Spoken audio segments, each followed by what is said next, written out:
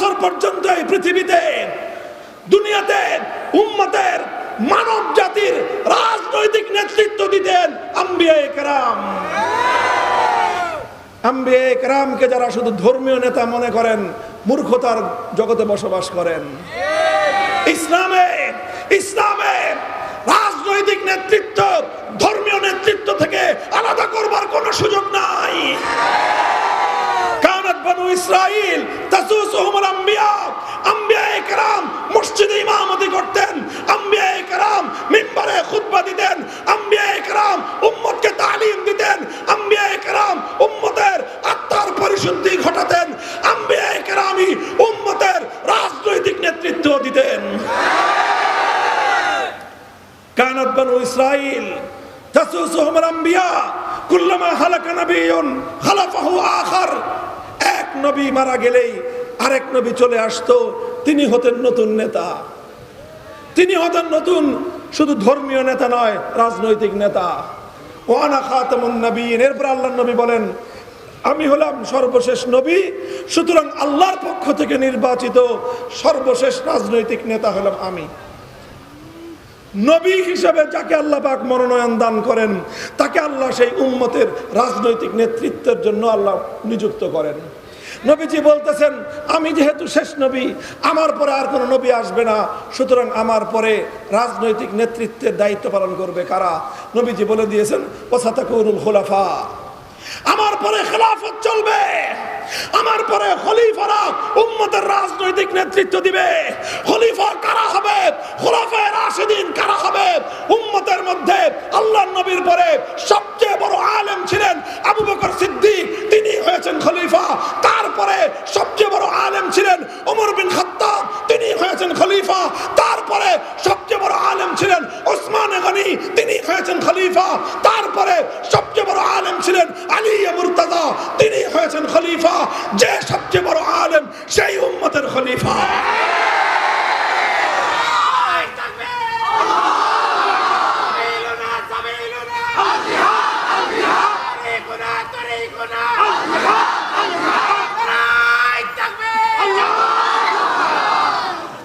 এই জন্য আমার এই কথার মূল উদ্দেশ্য হলো এই কথা বলে দেওয়া আপনাদেরকে, হে জাতি, আপনাদেরকে পয়গাম পৌঁছে দেওয়া। আম্বিয়ায়ে কেরাম নবীগণ দুনিয়াতে যা কিছু রেখে গিয়েছেন, দুনিয়াতে তারা ইলম রেখে গিয়েছেন, দুনিয়াতে তারা ইমামত রেখে গিয়েছেন, দুনিয়াতে তারা আলেমদেরকে নবীদের উত্তরাধিকারী বলে ঘোষণা দিয়েছেন। সুতরাং আলেমরা ইলমের মধ্যে নবীদের উত্তরাধিকারী, আলেমরা ইমামতের ক্ষেত্রেও নবীদের উত্তরাধিকারী, আলেমরা তাজকিয়ার ক্ষেত্রেও নবীদের উত্তরাধিকারী। ঠিক তেমনি ভাবে রাজনৈতিক নেতৃত্বের ক্ষেত্রেও আলেমরাই নবীর উত্তরাধিকারী। এই জন্য আমি সবাইকে রাজনীতি করতে বলি না, কারণ এখন আমাদের পক্ষে সবগুলি কাজ একজনের পক্ষে সামাল দেওয়া সম্ভব না। এই জন্য আমরা কাজ ভাগ করে নিয়েছি, কেউ মাদ্রাসায় পড়াই, কেউ খানকা চালাই। কথা বলেন ঠিক কিনা? যে মাদ্রাসা পড়ায় তার দ্বারা ভালো খানকা চলে না, তাজকিয়ার কাজ ভালো হয় না। এই জন্য কেউ তাজকিয়ার কাজকে নিজেদের কাজ বানিয়ে নিয়েছি, কেউ তালিমের কাজকে নিজের কাজ বানিয়ে নিয়েছি, কেউ ইমামতের কাজকে নিজের কাজ বানিয়ে নিয়েছি। মুসল্লিদেরকে দিন শিখাই, ইমামতি করি। ইমামতি করা মানে হলো 5 ওয়াক্ত জামাত পড়ায় বাকি সময় ঘুমানো না।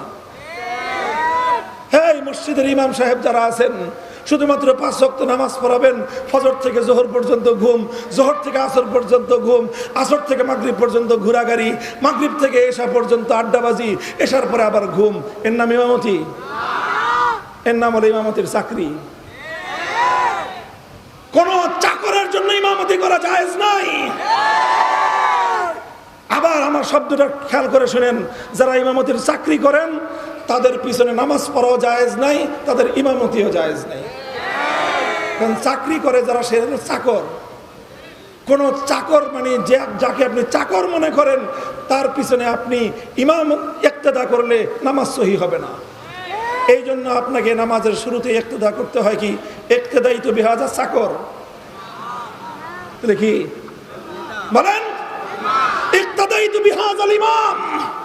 ইমাম মানে হলো এই মসজিদের যত মুসল্লি আছে অন্তত প্রত্যেকটা মুসল্লির দ্বীনি জিম্মাদারি আদায় করার নাম হলো ইমামতি।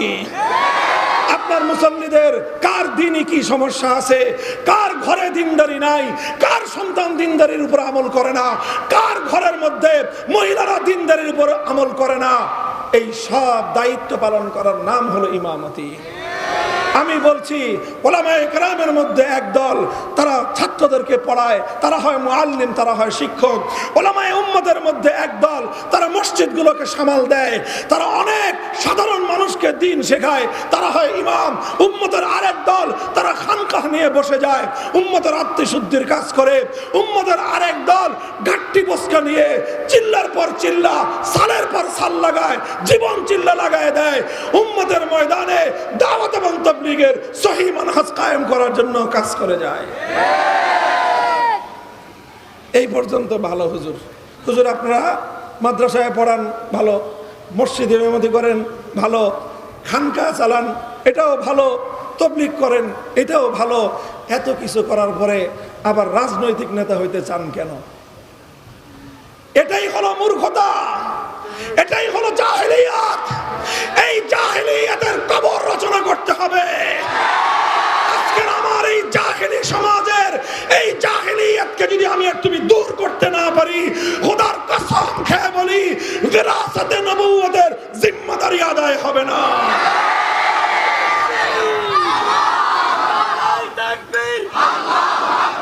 ইসলামের শত্রুরা হুঁশিয়ার সাবধান, ইসলামের শত্রুরা হুঁশিয়ার সাবধান। আল কোরআনের আলো ভয়ে ভয়ে আলো, আল কোরআনের আলো ভয়ে ভয়ে আলো, আল হাদিসের আলো ভয়ে ভয়ে আলো। নবীর পরে নবী নাই। মাশাআল্লাহ। মুহতারাম হাজিরিন, আমি যেই কথাটা বলতে চাই একটু একটু করে কথা বলে যাচ্ছি। কথাগুলো আসলে অনেক লম্বা, আমারও এনার্জি কম, আপনাদেরও সময় কম, সংক্ষেপে বলে যাচ্ছি। আরেকটা কথা বলি, আমার এই কথাটা তো বুঝতে পারছেন আপনারা। অর্থাৎ আলেমরা নবীদের সব কাজগুলোরই উত্তরাধিকার কারা বলেন? সুতরাং মুআল্লিম হবে আলেমরা, ইমাম হবে আলেমরা, মুবাল্লিগ হবে সহি অর্থে দাওয়াত এবং তাবলীগ শিখাবে কারা? আলেমরা। তাজকিয়ার কাজ করে খানকাহগুলো চালাবে কারা? আলেমরা। তাহলে উম্মতের রাজনৈতিক নেতৃত্ব আলা মিনহাজিন নবুওয়াহ যদি চালাতে হয়, নবীর আদর্শে যদি উম্মতকে নেতৃত্ব দিতে হয়, নবীর আদর্শে যদি জাতিকে পরিচালিত করতে হয়, নবীর আদর্শে যদি রাষ্ট্র ব্যবস্থা চালাতে হয়, নবীর রাখে যাওয়া, নবীর দেওয়া একমাত্র রাজনৈতিক ব্যবস্থা খেলাফত অনুযায়ী যদি রাষ্ট্র চালাতে হয়, সেই খেলাফতের দায়িত্বেও নবীদের উত্তরাধিকার রাজনৈতিক নেতৃত্বের ক্ষেত্রেও আলেমরা। এবার আরেকটা কথা শুনেন খেয়াল করে। আমি দাওরায়ে হাদিস পড়েছি 1995 সালের শেষ দিকে, একেবারে অর্থাৎ 96 সালের জানুয়ারি মাসে আমরা ফারেক হয়েছি 1415-16 হিজরিতে। তখন বাংলাদেশে আমাদের সাথে দাওরায়ে হাদিস যারা আমরা শেষ করেছি, সারা বাংলাদেশের ছাত্রের সংখ্যা ছিল এই 5000 সর্বোচ্চ। কত হাজার? এরপরে এখন 30 বছর কেটেছে, 31 বছর হবে, 31 বছর চলতেছে। গত বছর বাংলাদেশে মাদ্রাসা থেকে দাওরায়ে হাদিস ফারেক হায়াতুল উলিয়া পরীক্ষা দিয়েছে প্রায় 35,000। কত হাজার? Day by day increasing this amount.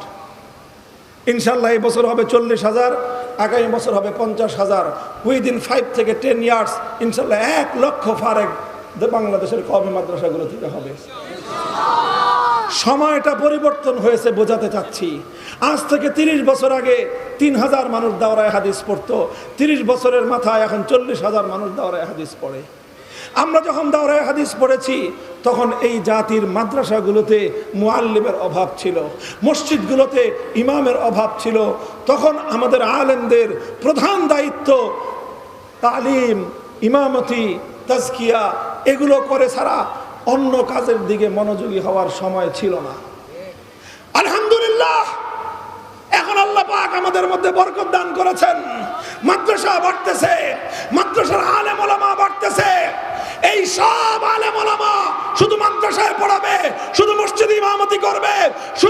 খানকাহের মধ্যে তাজকিয়ার কাজ করবে, শুধু দাওয়াত এবং তাবলীগের কাজ করবে, তাহলে উম্মতের উলামায়ে কেরাম পূর্ণাঙ্গ জিম্মাদারি আদায় করা সম্ভব না।